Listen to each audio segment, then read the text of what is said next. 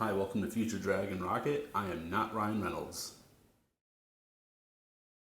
Alright, so this is going to be my review of She-Hulk Episode 3. Another great episode. Really funny. Lots of Marvel characters. Lots of Marvel references. Definitely like kind of forwarding the She-Hulk plot a little bit, but starts off with Emil Blonsky letting Jennifer Walters know that the clip from Shang-Chi that everyone saw, he did not escape from prison. He was forced out of prison and returned to prison of his own free will. So then her best friend Nikki finds Wong. Wong ends up showing up to the law office and makes a really funny joke about trying to win the lawsuit by casting another memory spell. But please don't make me cast another memory spell. It's very messy, as we saw in Spider-Man No Way Home.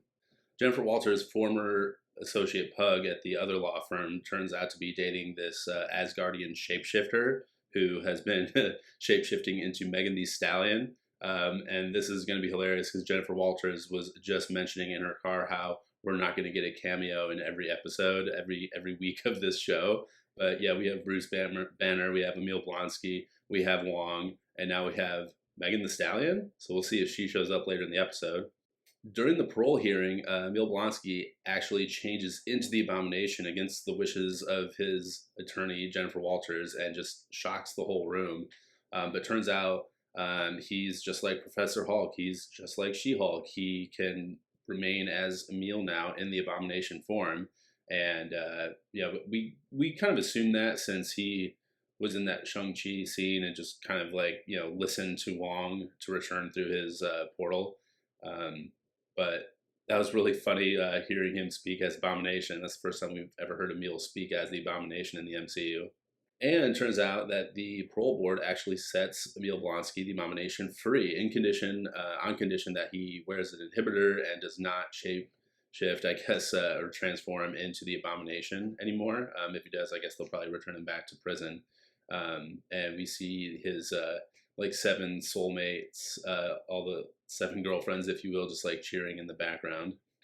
Towards the end of the episode, Jennifer Walters is actually like getting mugged by, I don't know, 4 or 5 different guys. She makes a joke because they have like all this like weird alien technology. What'd you do?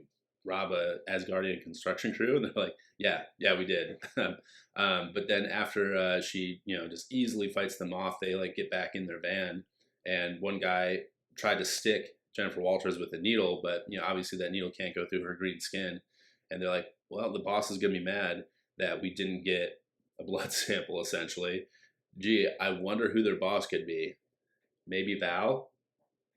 I'm sure it is, because I'm sure Emil Blonsky as the Abomination is going to show up in the Thunderbolts movie at the end of Phase 5 next year, at the end of 2023, maybe the end of 2024. Yeah, probably the end of 2024 is when Thunderbolts comes out, I forget. And then don't skip the mid-credit scene. The mid-credit scene is awesome. We finally do get a new cameo in this episode. Not just Wong, but we get Megan Thee Stallion, actually, not just the Asgardian shapeshifter, but Megan Thee Stallion in Jennifer Walters' law office signing some forms, and they have a great dance party. It's amazing. I loved it. I hope you loved it too. This is a great show.